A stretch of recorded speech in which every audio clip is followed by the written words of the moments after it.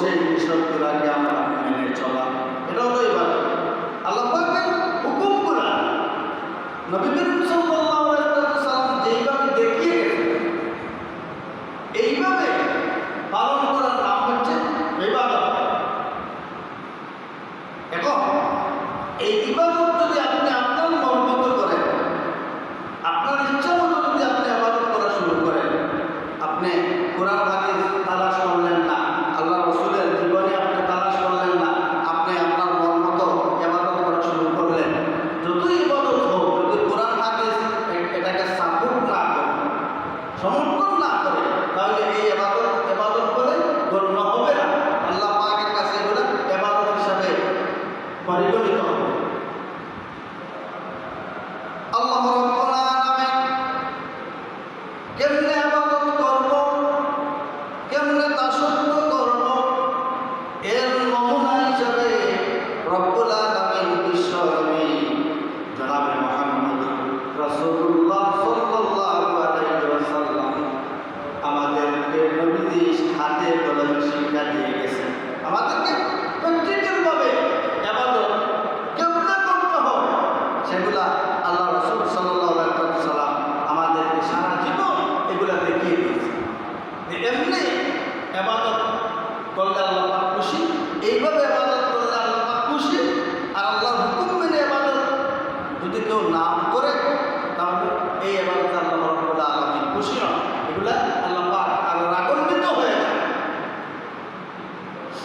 কোরআন আল্লাহ রাব্বুল আলামিন নাযিল করলেন বিশ্ব মানবতাকে সঠিক রাস্তা দেখানোর জন্য, সোজা রাস্তা দেখানোর জন্য আল্লাহ রাব্বুল আলামিন কোরআন নাযিল করলেন। এই কোরআনের ভিতরে মুমিনদের চরিত্র কি হবে, মুনাফিকের চরিত্র কি হবে, কাফেরদের অবস্থা কি হবে, আল্লাহ পাক সবগুলা বলে বর্ণনা করে দিয়েছে।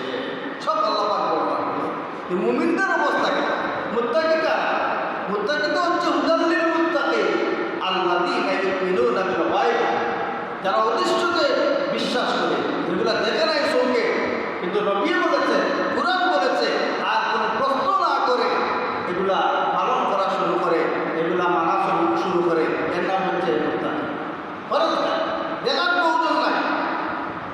আল্লাহ পাক আছে, আল্লাহ পাক হুকুম দিয়েছে, নবী পাঠিয়েছে, নবী যা বলেছে এগুলোই সত্য ভেবে দেখার কোনো প্রয়োজন নাই। যারা ঈমান আনলো তারাই হচ্ছে মুত্তাকি। সুবহানাল্লাহ। আর যারা কাফের, আল্লাহ রাব্বুল আলামিন বলেছেন ইন্নাল্লাযীনা কাফারু সাওয়াউন আলাইহিম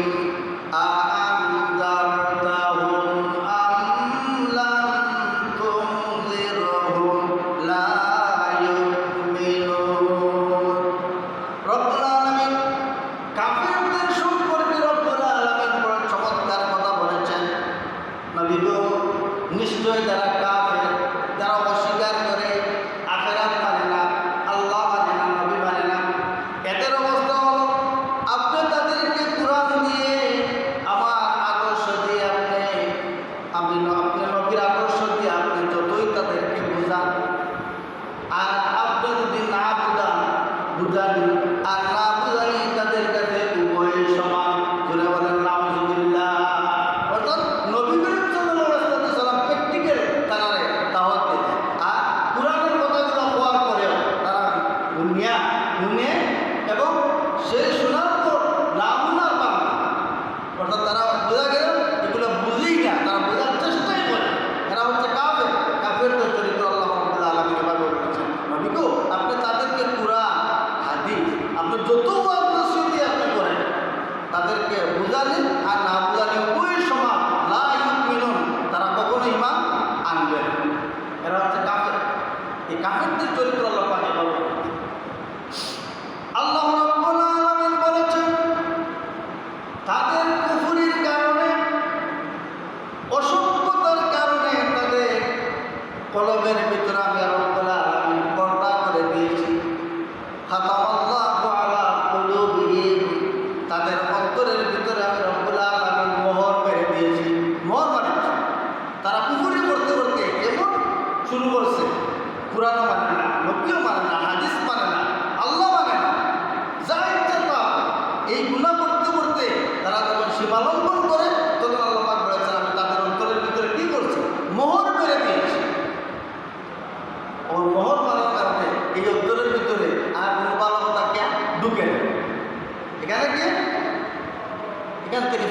তার কলবের ভিতরে আর ওয়াজ করছে কোনো কিছু আর সে শুনতে পারো না, তার অন্তরে সে উপলব্ধি করতে পারে। এরপরে রব্বুল আলামিন বলেছেন ওয়া'আলা সাম'ইহিম, আর তাদের চতুর করে তাদের কানের মধ্যে আমি পর্দা দিয়েছি, তাদের কানের মধ্যে পর্দা লাগিয়েছি, অর্থাৎ দুনিয়ার সব কথা শুনবো কিন্তু কুরআন হাদিস শুনবো, ভালো কথা শুনবো, সে ভালো কথাগুলো আর শুনতে যাচ্ছে, সে তো কাফের, আল্লাহর সাথে সে বালম্বর করেছে, আল্লাহর সাথে শরীক করেছে। এই কারণে এদের অবস্থা হচ্ছে ওদের অন্তরে মোহর মেরেছে আর তাদের কানের মধ্যে আমি পর্দা দিয়েছি। আপনি তাদেরকে বুঝাইয়া লাভ নাই, কাফেরদের সম্পর্কে এই কথাগুলো আপনি বলছেন।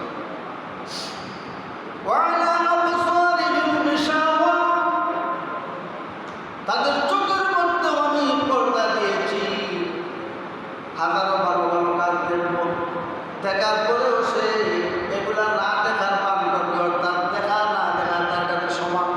হাফিজেরা এদেরকে আপনি যত সুন্দর সুন্দর জিনিস আপনি দেখাও কা, কাবা শরীফ দেখাও কা, কোরআন দেখাও কা, আল্লাহর ভালো ভালো মানুষগুলো দেখাও কা, সে তাদেরকে দুশ্মন হবে, কারণ তাদের চোখের মধ্যে অরিজিনালিতে নূর থাকার কথা। এগুলো আল্লাহ পাক বলেছেন আমি তাদের চোখ থেকে এগুলো তুলে নিয়েছি, এখন দুনিয়া সব কিছু তার সুন্দর লাগলো কিন্তু আল্লাহ পাকের কোনো কিছু তার দেখতে সুন্দর লাগবে।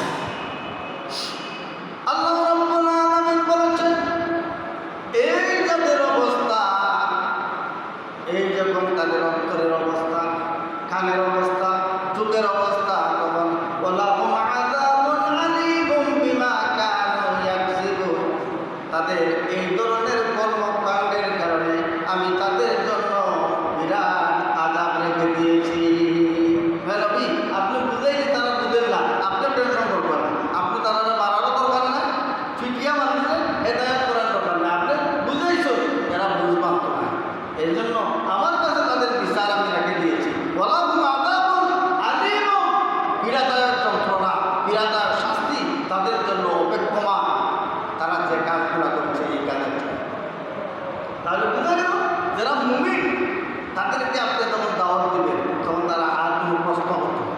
আল্লাহ পাকের হুকুম, আল্লাহ পাক আদেশ করেছে, এখন পরে কি হবে এই চিন্তা না করিয়া আল্লাহ পাকের হুকুমগুলো মানতে তারা বাধ্য, সাথে সাথে তারা আনুগত্য করে দেবে, আল্লাহ পাকের রসুলের আনুগত্য করে, রসুলকে তারা মহব্বত করে, আল্লাহকে মহব্বত করে, দুনিয়ার সব একদিকে আর আল্লাহ রসুলের মহব্বত অন্যদিকে। এটা হচ্ছে মুত্তাকি যারা করেন তারা আল্লাহ রাব্বুল আলামিন মুত্তাকিদের পরিচয় দিতে গিয়ে বলেছেন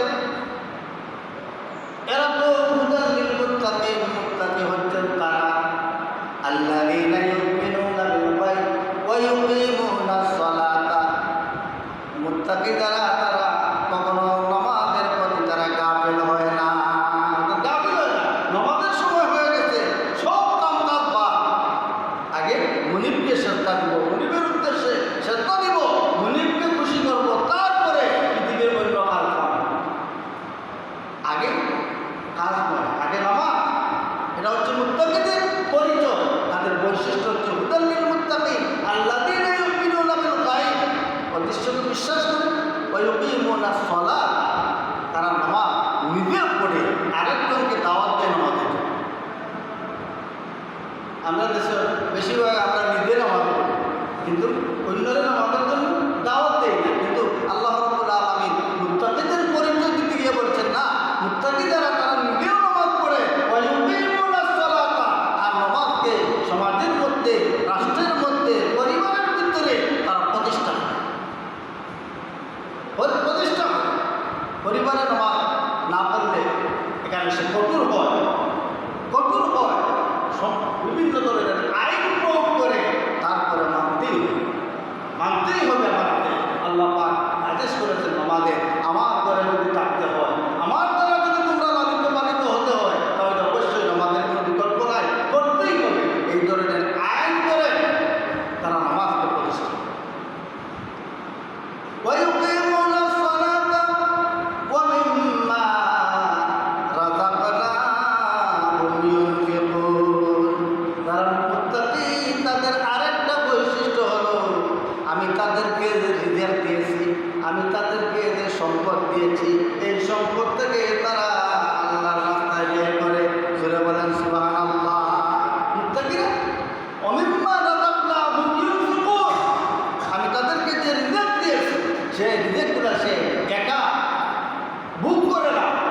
নিজের একলা খাইল প্রতিবেশী উপাস এইরকম নাই। যারা মুত্তাকি, যারা পরিষ্কার, তাদেরকে যে রিজিক আমি তাদেরকে দিয়েছি এই রিজিকগুলো তারাও খায়, আর পাড়া প্রতিবেশী অভাব অনটন যাদের আছে অভাবগ্রস্ত লোকদেরকে তারা এখান থেকে দান করে, সৎকার করে, বের করে।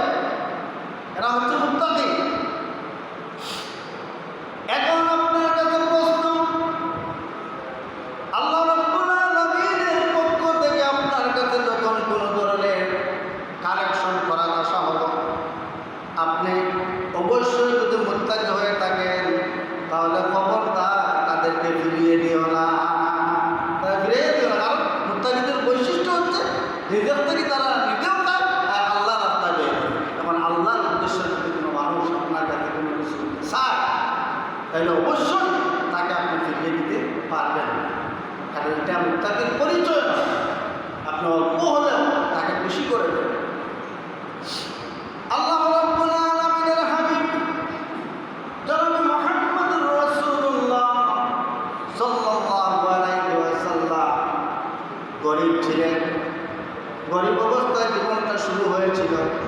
গরীব অবস্থায় পৃথিবী থেকে তিনি বিদায় নিচ্ছেন। মাঝে ধন সম্পদ প্রচুর আল্লাহ রাব্বুল আলামিন দান করেছেন।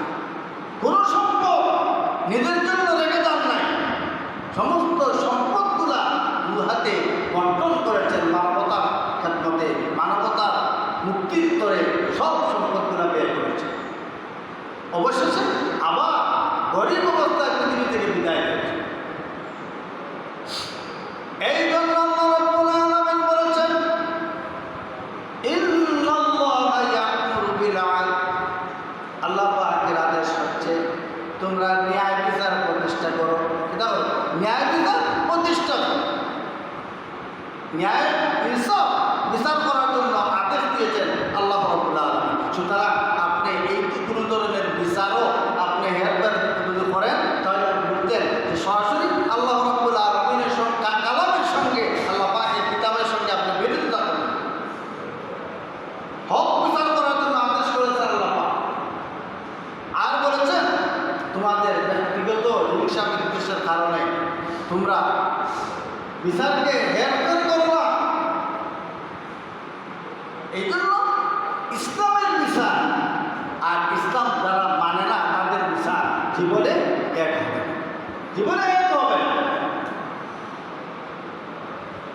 আল্লাহ রাব্বুল আলামিনের বিচারগুলো কত স্বচ্ছ, নির্ভেজাল বিচার নবী করিম সাল্লাল্লাহু আলাইহি ওয়াসাল্লাম করেছিলেন। এই পৃথিবীতে মানব রচিত যত বিচার ফয়সালা আছে কোনো দিন এই বিচার দিয়ে মানবতার কল্যাণ হবে না। মানুষের চিন্তা ধারণা দিয়ে যদি কেউ বিচার ফয়সালা করে জীবনে এটাতে কল্যাণ হবে না, মানুষের লস হবে, ক্ষতি হবে, কিন্তু মানুষ কোনোদিন লাভবান হতে পারে। এই জন্য আল্লাহ নবী বলেছেন মান কালা বিহি সাদাকা, যে ব্যক্তি কোরআন দিয়ে কথা বলে অবশ্যই সে সত্য কথা বলে। সুবহানাল্লাহ, আল্লাহ নবী গ্যারান্টি দিচ্ছেন মান কালা বিহি সাদাকা, যে ব্যক্তি কোরআন দিয়ে কথা বললো তার কথার মধ্যে কোনো ভেদাল নাই। আপনি অন্য যত কিতাব দিয়ে আপনি ওয়াজ নসিহত করেন এর মধ্যে ভেদাল থাকতেও পারে, কিন্তু কোরআন দিয়ে যদি কেউ কথা বলে, কোরআন অনুযায়ী যদি কেউ কথাবার্তা বলে, আল্লাহ পাকের নবী গ্যারান্টি দিচ্ছেন যে না, এটার মধ্যে কোনো মিথ্যার আশ্রয় নাই, অবশ্যই সে সত্য কথা বলে। ওয়ামান হাকামা বিহি আদালা, নবীজি বলেছেন যে ব্যক্তি কোরআন দিয়ে বিচার করল, যে ব্যক্তি কোরআন দিয়ে বিচার করল, আল্লাহ নবী বলেছেন সে অবশ্যই সত্য বিচার করল। সুবহানাল্লাহ, নবীজি গ্যারান্টি দিচ্ছেন যে ব্যক্তি কোরআন অনুযায়ী বিচার ফয়সালা করল সে অবশ্যই সত্য বিচার করল। এখানে কোনো ব্যাপার নাই, বিচারের মধ্যে কোনো ধরনের হেরফের নাই, ইনসাফপূর্ণ বিচার। আল্লাহ নবীর যুগে অসংখ্য বিচার এইভাবে করেছে, মুসলমান আর কাফের ইহুদিদের বিচার, কিন্তু আল্লাহ রাসূল সাল্লাল্লাহু আলাইহি ওয়াসাল্লাম সব কিছু শোনার করে মুসলমানদের পক্ষে রায় দিতে পারলেন না। দেখলেন মুসলমান অন্যায় করেছে, তিনি ইহুদির পক্ষে রায়টা দিয়ে দিয়েছেন। সুবহানাল্লাহ, এটা হচ্ছে ইসলাম।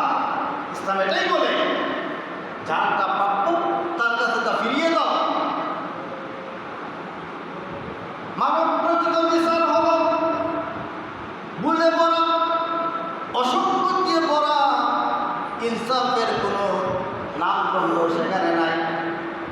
এর বিচার হলো হযরত ইউসুফ আলাইহিস সালামকে ফাঁসানোর জন্য, বেকায়দায় ফেলে দেওয়ার জন্য জুলাইখা যেদিন বিচার দায়ের করল, ইউসুফ আলাইহিস সালামকে দোষী বানিয়ে দিলেন। জুলাইখা যেদিন চক্রান্ত করল, বিভিন্ন ধরনের কৌশল অবলম্বন করল, ইউসুফ আলাইহিস সালামের কাছে জুলাইখা যে ব্যবহারটা করেছে, ইতিহাস পুরাণ এর চাইতে মিথ্যা অপবাদ পৃথিবীতে আর নাই। এ ধরনের খারাপ অপবাদ হযরত ইউসুফ আলাইহিস সালামের বিরুদ্ধে দিয়েছে। তো আদালত করলো না, আদালত কি করলো? ইউসুফ আলাইহিস সালামের চরিত্র সম্পর্কে আল্লাহ রাব্বুল আলামিন ছোট্ট একটা দুধের শিশুকে দিয়ে রাব্বুল আলামিন কথা বলাইয়া ইউসুফ আলাইহিস সালামের চরিত্রের সার্টিফিকেট দিয়েছেন। ফিরে বলেন সুবহানাল্লাহ। একটা ছোট্ট বাচ্চা ইউসুফ আলাইহিস সালামের চরিত্রের সার্টিফিকেট দিল, তারা দেখলো সব কিছু শুনে ইউসুফ আলাইহিস সালাম নির্দোষ। তারপরে আদালত থেকে কি রায়? জুলাইখা যখন আদালতে ইউসুফ আলাইহিস সালামের বিরুদ্ধে যখন সে বিচার দিল, এই মানব রচিত আইন দিলে কি ক্ষতি হয়ে দেখেন। একটা বারের জন্য চিন্তা করলো না তারা, একটা বারের জন্য তারা কোনো কিছু তালাশ করলো না, সঙ্গে সঙ্গে ইউসুফ আলাইহিস সালামের বিরুদ্ধে রায় দিয়ে দিল, ইউসুফ তুমি দোষী। ঘুরে বলেন নাউজুবিল্লাহ। চিন্তাই করলো না যে দেখি ইউসুফ আলাইহিস সালামের এত কিছু, একটা দুধের বাচ্চাও যেভাবে কথাগুলো বলেছে, এতে বোঝা গেল ইউসুফ আলাইহিস সালাম নির্দোষ। এরপরে ইউসুফ আলাইহিস সালামের কাছ থেকে তারা কিছু শুনল না। জুলাইখা এখন অর্থমন্ত্রীর স্ত্রী, এই পাওয়ার থাকার কারণে জুলাইখার কথাকে তারা মূল্যায়ন দিতে গিয়া, অর্থমন্ত্রীর তারা মূল্যায়ন দিতে গিয়া তারা সঙ্গে সঙ্গে ইউসুফ আলাইহিস সালামের বিরুদ্ধে রায় দিয়ে দিল, ইউসুফ তুমি দোষী। জুড়ে বলেন নাউজুবিল্লাহ। অথচ ইউসুফ আলাইহিস সালাম নবীজি বলেছেন, ইউসুফ আলাইহিস সালাম যে ধরনের বিপদের মধ্যে ছিলেন, যেইভাবে ইউসুফ আলাইহিস সালামের যেইভাবে আক্রমণ করা হয়েছে, এইভাবে কোনো মানুষ এই সমস্ত বিপদ থেকে উদ্ধার হওয়ার কোনো সুযোগ নাই। গুনাহ কাজ করার কোনো উপায় ছিল না। একটা ঘরের ভিতরে ইউসুফ, একজন যুবতী মহিলা, শরীরে কোনো কাপড় চোপড় নাই, সমস্ত দরজাগুলো তালা দেওয়া। ইউসুফ আলাইহিস সালামকে বাধ্য করা হয়েছে জিনা করার জন্য, এই অসৎ কাজগুলো করার জন্য। ইউসুফ আলাইহিস সালাম এত কষ্টের ভিতরে, এত বিপর্যয় অবস্থায় আল্লাহ রাব্বুল আলামিনের আল্লাহ পাকের আদেশকে বলে যান নাই। তিনি বলেছেন যে আমি এই কাজগুলো করতে পারবো না, আমি অবশ্যই আল্লাহ সুবহানাহু ওয়া তাআলাকে ভয় করি। সুবহান, আমি আল্লাহকে ভয় করি।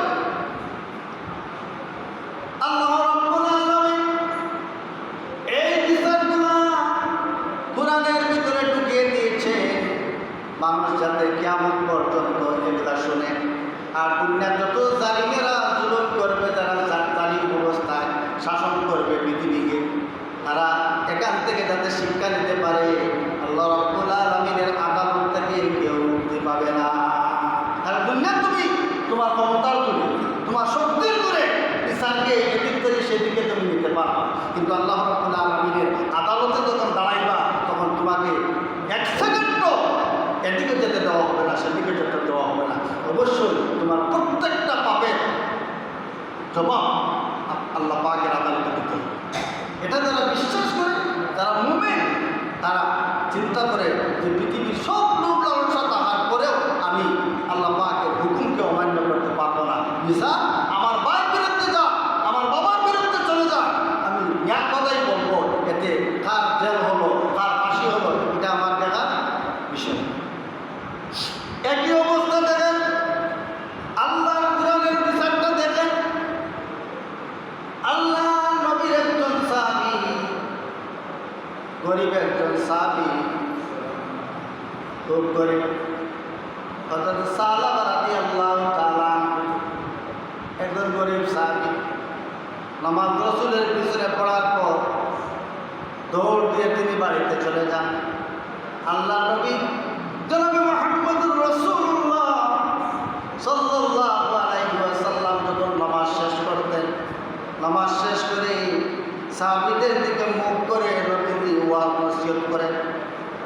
নামাজ শেষ করার পর রাসূল সাহাবীদের থেকে মুখ ফিরে এলেন, ওয়াজ নসিহত গুরুত্বপূর্ণ কথাগুলো শুনে সাহাবীরা মন দিয়ে কথাগুলো শুনে পাগলের মতো হয়ে যায়, চোখ দিয়ে দর করে পানি।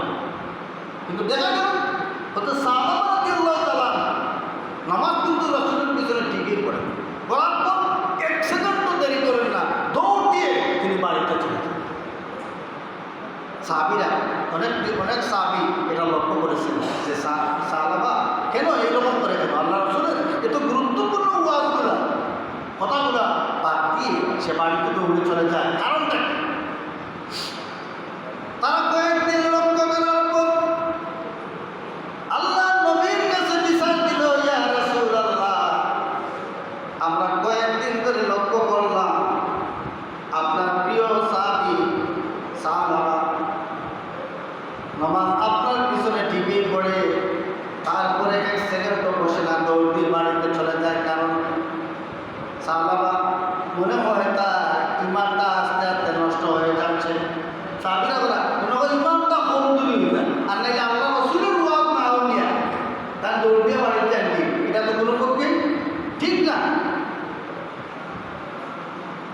এইভাবে যখন বললেন আল্লাহ নবী সাহাবীদের এই বিচারটা যখন সাহাবীরা নবীর কাছে দিল, যদি দুনিয়ার সাধারণ কোনো বিচার হইত তাহলে অবশ্যই সাহাবাকে নবীদের দোষী বানাইতেন, ঠিক না?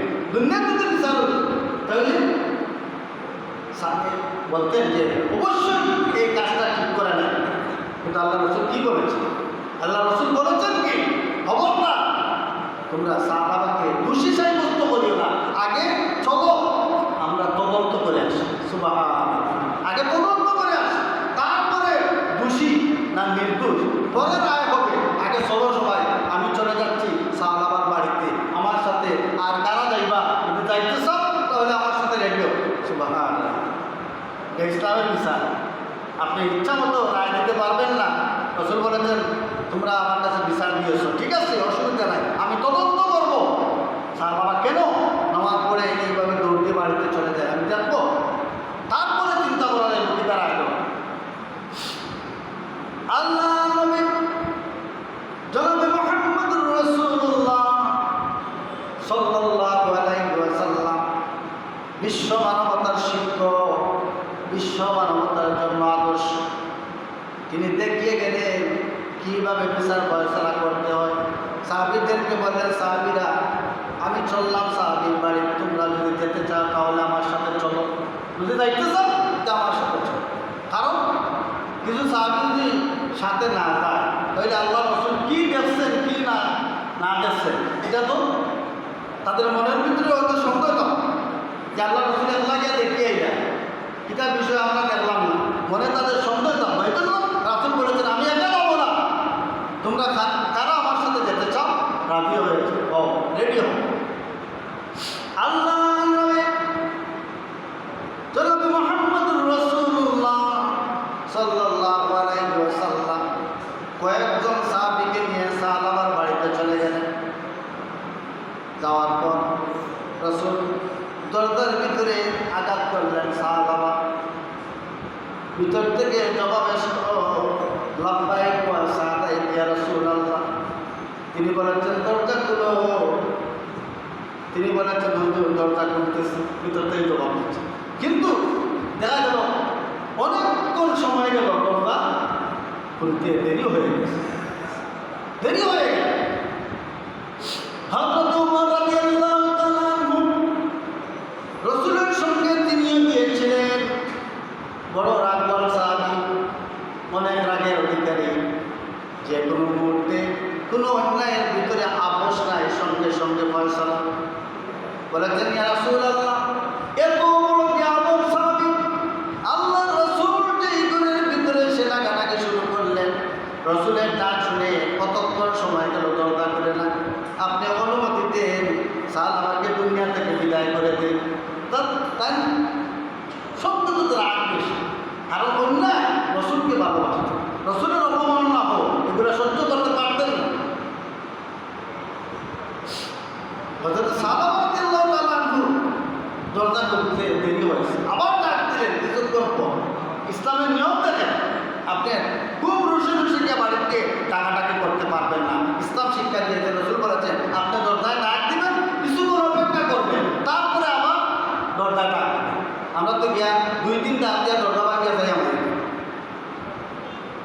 মানুষটার কোনো বিপদে আসেনি না কোনো সমস্যা আছে এটা দেখার সময় নাই। ডাক দিছি একটা দুইটা ডাক দিয়া তিন টাকার সময় দরজা ভাঙিয়া সাইড দিবি না। যদি ইসলাম করে না একবার ডাক দিবা অপেক্ষা করবা কিছুক্ষণ, এরপরে যদি দরজা না খুলে আবার ডাক দিবা, আরো কিছু সময় অপেক্ষা করবা, আবার ডাক দিবা। তিনবার ডাক দেওয়ার পর যদি দরজা না খুলে তাহলে এই ঘরে প্রবেশ করার কোনো অনুমতি ইসলাম দেয় নাই। আপনি ফিরে আসেন, আপনি কি ফিরে আসেন। তিনবার আপনার পারমিশন দেওয়ার পরে যদি ঘর থেকে কোনো রেজাল্ট না আসে, আপনার টাকা যদি কেউ সাড়া না দেয়, আপনাকে যদি ঘরের ভিতরে না ঢুকায়, আপনি আর বিকল্প কোনো চিন্তা করতে পারবেন না, আপনি ঘরে ঢুকতে পারবেন। আল্লাহ রাব্বুল আলামিন নবীজিকে কত ধৈর্য শক্তি দান করেছিলেন। সাহাবী ডাক শোনার পর যখন বললেন না, তারপরে রাসূল রাগ করেন নাই, কারণ রাসূল তো এমন মানবতার শিক্ষক। পৃথিবীর সমস্ত মানুষের ধৈর্য যদি এক জায়গায় করা হয়, আল্লাহ রাসূলের ধৈর্যের সমান হবে না। জুড়ে বলেন সুবহানাল্লাহ। ধৈর্যের সমান। রাসূলুল্লাহ সাল্লাল্লাহু আলাইহি ওয়াসাল্লাম জোহরের নামাজে ঢুকছেন, ফলো করেন। রাসূল সাল্লাল্লাহু আলাইহি ওয়াসাল্লাম জোহরের নামাজে ঢুকছেন, এমন সময় জানালা দিয়ে একটা ইহুদির ছেলে এসে বলছেন, ও মুহাম্মদ, আমাদের বাড়ি আপনার দাও। কি বলেছে? আমরা বাড়ি ইহুদির ছেলে, জানালা দিয়ে মাথা ঢুকাইছে, ছোটো বাচ্চা। বলেছে, মুহাম্মদ, ও মুসলমানের নবী। তারা তো বিশ্ব নবীকে নবী বলে তারা স্বীকার করে। বলছে, আমাদের বাড়িতে আপনার দাও। ছোটো বাচ্চা, আমরা দমও দিলাম, জিজ্ঞাসা না তোর বাবার নাম কিতা, তুই অত বড় সাহস আইয়া একটা দাওয়াত করে মসজিদে নামাজ পড়তে, কত প্রশ্ন। তো দাদা রাসূল বলেছেন, বাবা তুমি অপেক্ষা করো, আমরা নামাজও ঢুকতেছি, নামাজ শেষ হোক তারপরে তোমার বাড়িতে যাবে। যেটা বলেন সুবহানাল্লাহ। ছোটো বাচ্চাদেরকে আল্লাহ রাসূল খুব মহব্বত করতেন, হোক সেই ইহুদির ছেলে। আল্লাহ নবী রাস্তা দিয়ে হাঁটে যাচ্ছেন, দেখতে পেলেন রাস্তার ভিতরে একটা ছোট বাচ্চা, মাটি ধুলাবালু লাগানো, সমস্ত শরীরের মধ্যে ময়লা। নবীজি চান দিয়ে তাকে বুকে তুলে নিলেন, তাকে চুমা দিলেন, তাকে আদর যত্ন করলেন। হযরত ওমর রাদিয়াল্লাহু তাআলা আনহু বলছেন, ইয়া নবী গো, ইয়া রাসূলুল্লাহ, আপনি কি এই বাচ্চাটাকে চিনেন নাকি? এটা তো হচ্ছে একটা ইহুদির ছেলে। এটা ইহুদির ছেলে, তো মুসলমান না, এর মধ্যে তুলা বালু লাগান, আপনি টাঙ্গিয়ে তুললাম। আল্লাহ নবীকে বলছেন, এই পৃথিবীতে যখন কোনো বাচ্চা জন্মগ্রহণ করে, সর্বপ্রথম বাচ্চাটা ইসলামের ভিতরে থেকে জন্মগ্রহণ করে, পরে তার মা বাবা তাকে বিনাশ করে। জুড়ে বলেন সুবহানাল্লাহ। ইসলামের ভিতরে কুল্লু মাওলুদুন ইউলাদু আলাল ফিতর, প্রত্যেক বাচ্চারা জন্মগ্রহণ ইসলামের উপরে। একটা বাচ্চা যখন জন্মগ্রহণ করে, তার ফিতরাত হচ্ছে ইসলামের উপরে, সে জন্মগ্রহণ করে। পরে তার মা বাবা ওই ইহুদি বানায়, নাসারা বানায়, পরে সে নষ্ট হয়। কিন্তু প্রথম তার জীবনটা শুরু হয় ইসলাম। যেইভাবে একটা গাভীর বাচ্চা, একটা আস্তা বাচ্চাই জন্মগ্রহণ করে, ভূমিষ্ঠ হয়, তারপরে এটাকে বিভিন্নভাবে এগুলা, কোনোটা কান কাটে, কোনোটা হাত পাও কাটে, এটা পরবর্তীতে। কিন্তু প্রথম একটা বাচ্চা জন্মগ্রহণ করে ভালো অবস্থা। আল্লাহ নবী বুঝাইলেন, হোক সেই ইহুদির বাচ্চা, সে তো প্রথমত তার ফিতরাত হচ্ছে ইসলাম। আল্লাহ রাব্বুল আলামিন এইভাবে ধৈর্য শক্তি দান করলেন। বাচ্চাটা বললেন, তুমি অপেক্ষা করো বাবা, নামাজটা আদায় করে ফেলি, তারপরে তোমাদের বাড়িতে আমি যাব। নবীজি যখন নামাজ শেষ করলেন, বাচ্চার সামনে সামনে, নবীজির পিছনে পিছনে ইহুদির বাড়ি চলে গেলেন। ইহুদি বলছে, মুহাম্মদ, ছোট্ট একটা বাচ্চার দাওয়াতে তুমি চলে আসলা, তোমার কি লজ্জা শরম বলতে কিছু নাই? জুড়ে বলেন নাউযুবিল্লাহি মিন যালিক। ইহুদি এই বাচ্চার বাবা বলছে, তোমার কি লজ্জা শরম বলতে কিছু নাই? ছোট্ট একটা বাচ্চা তোমাকে দাওয়াত দিয়ে দিল, তুমিও তার সাথে চলে আসলা। আল্লাহ নবী রাগ করেন নাই, গুসা করেন নাই, সেখান থেকে চলে আসলেন। দ্বিতীয় দিন আবার জোহরের নামাজে নবীজি ঢুকবেন,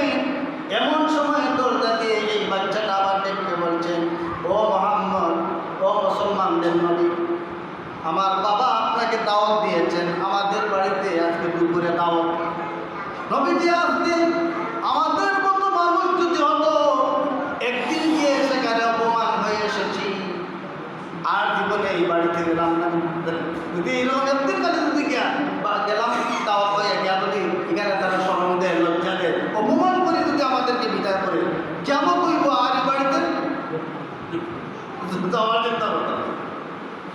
কিন্তু পরের দিন বাচ্চাটা তখন আবার বলছে, আল্লাহ নবী রাগ করেন নাই, গুসা করেন নাই, বলছেন বাবা অপেক্ষা করো তুমি, আমি নামাজটা শেষ করি, তারপরে তোমার বাড়িতে চলে যাব।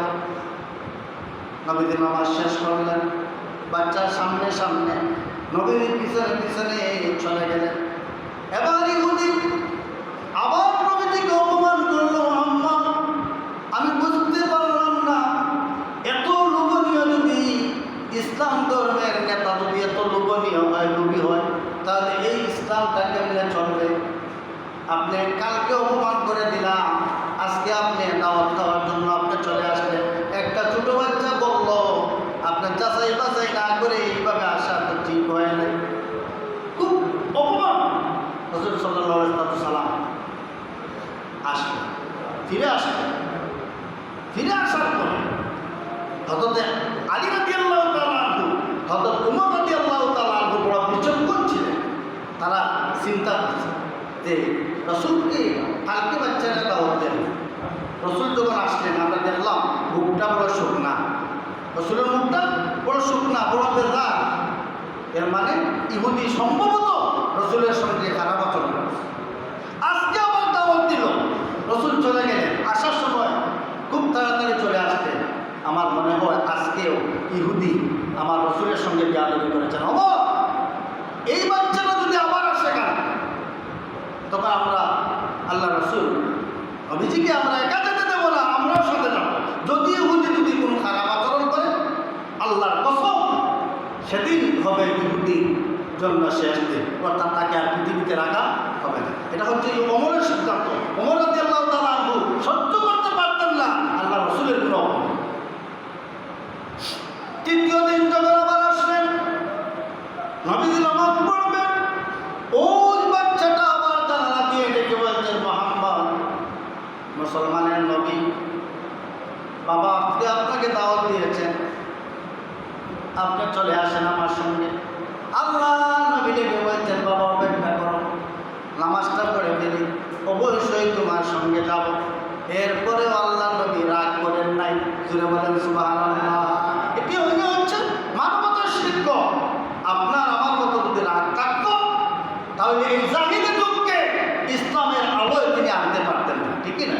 এত বড় অন্ধকার যুগ, জাতির যুগ, যে যুগে কলিজার টুকরা সন্তানকে জীবন্ত কবর দেওয়া হতো, জোয়া দেওয়ার জন্য নিজের আপন স্ত্রীকে জোয়ার মধ্যে যারা ধরে দিতে পারত, এত অসভ্য একটা জাতিকে আল্লাহ রাসূল ঠিক করতে পারতেন না। তিনি ছিলেন সমস্ত দরিদ্রের প্রতি রাগ করেন না, গুসা করেন না।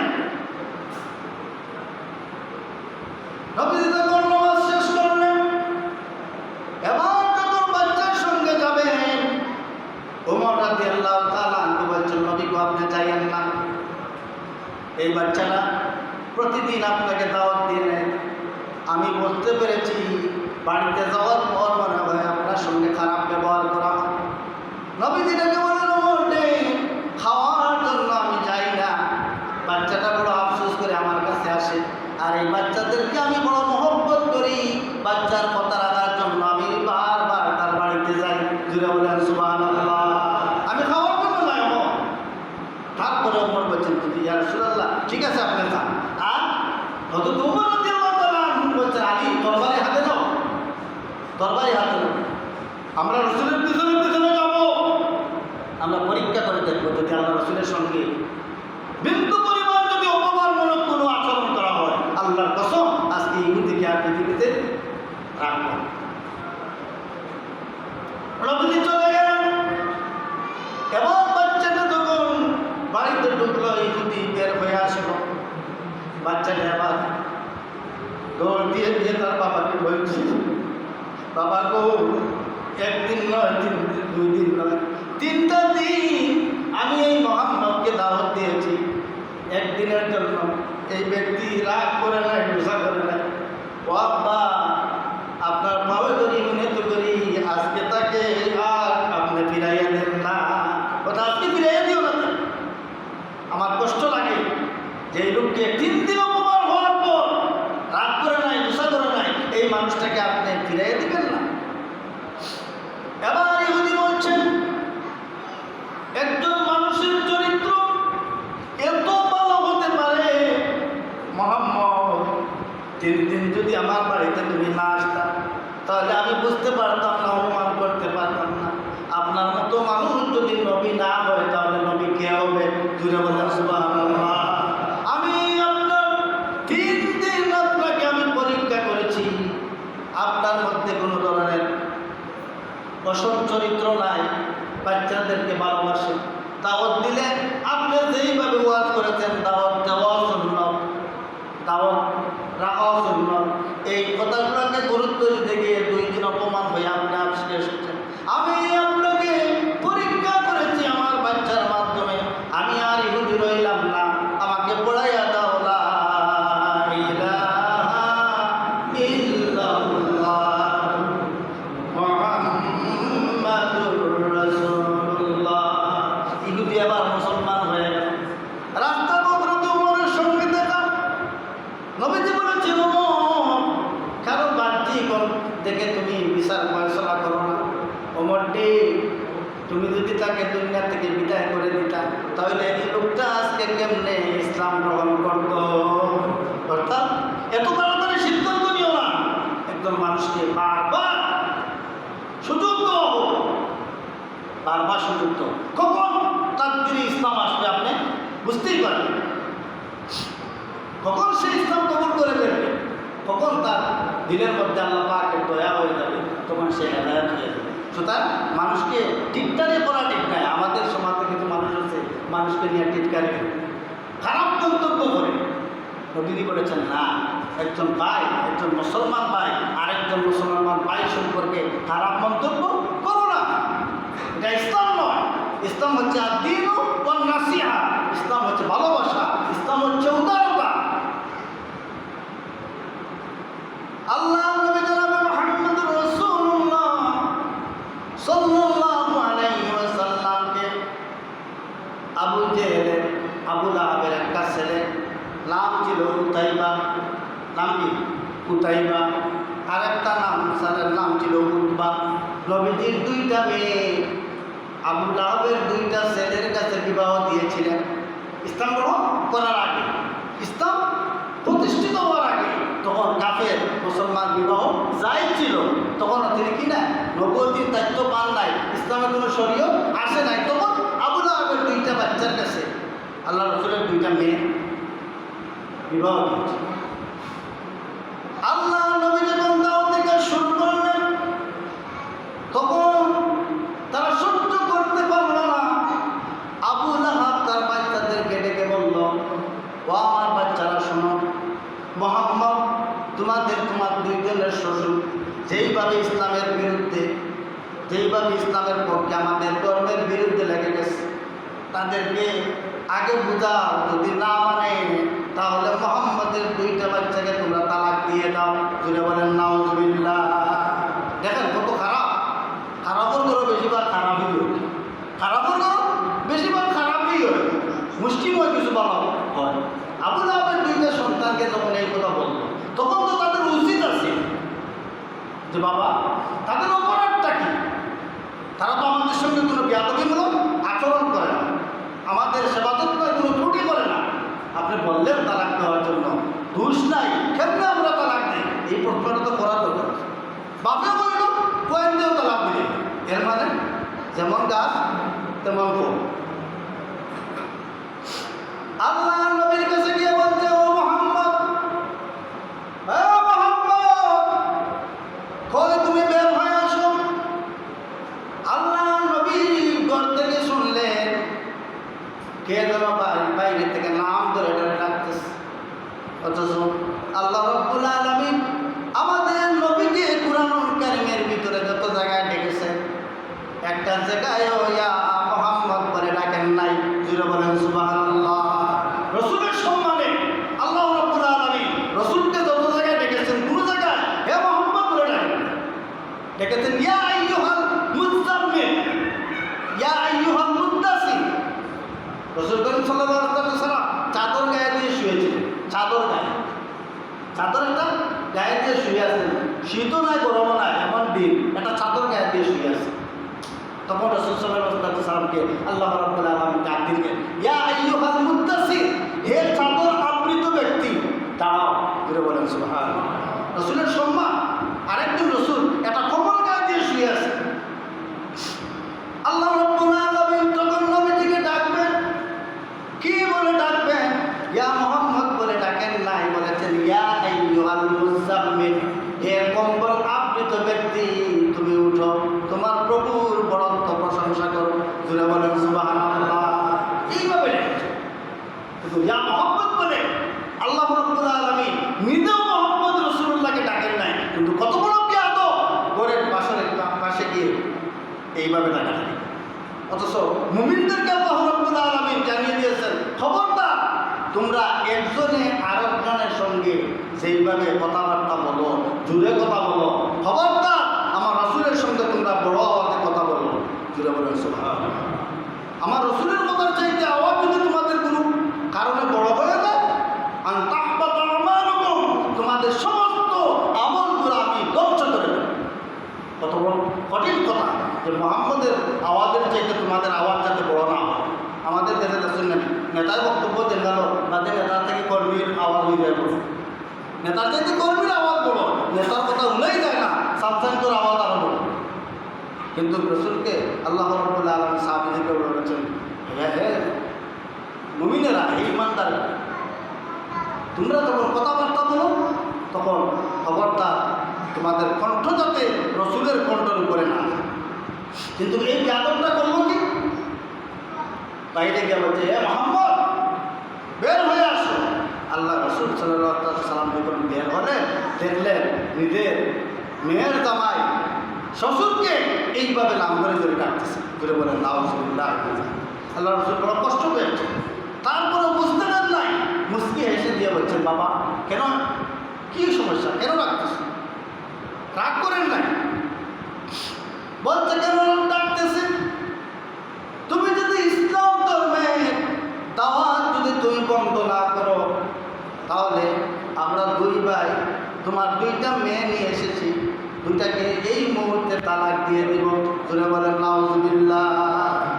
নবী করিম সাল্লাল্লাহু আলাইহি ওয়াসাল্লাম বলেছেন, দাওয়াতটা তো আমি আমার বাবার দাওয়াত দেই না, আমার গোষ্ঠীর দাওয়াত দেই না, যে দাওয়াতটা দিতেছি আল্লাহ রাব্বুল আলামিন আমাকে সৃষ্টি করেছেন, আল্লাহর জমিনে দাওয়াত দিতেই হয়, আল্লাহর দাওয়াত ছাড়া কোনো দাওয়াত নাই।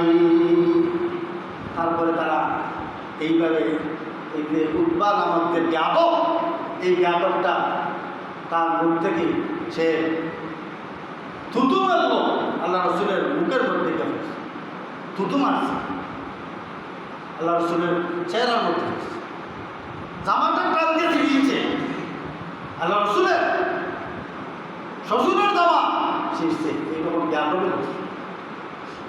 এরপরেও আল্লাহ রাসূল সাল্লাল্লাহু আলাইহি ওয়াসাল্লাম রাগ করেন নাই। যদি রাগ করতেন তাহলে ইসলাম ধর্মের প্রতিষ্ঠাতা হিসাবে তিনি পরিচয় দিতে পারতেন না।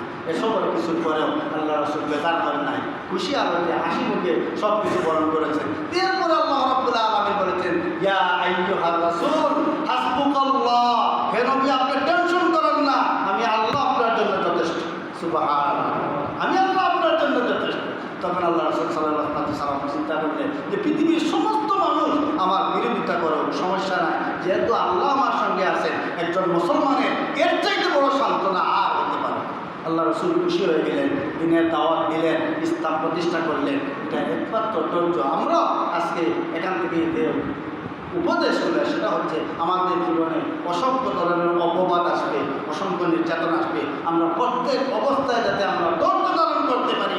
আল্লাহ রাব্বুল আলামিন আমাদেরকে তৌফিক দান করুন। আমরা সবাই বলি আমিন।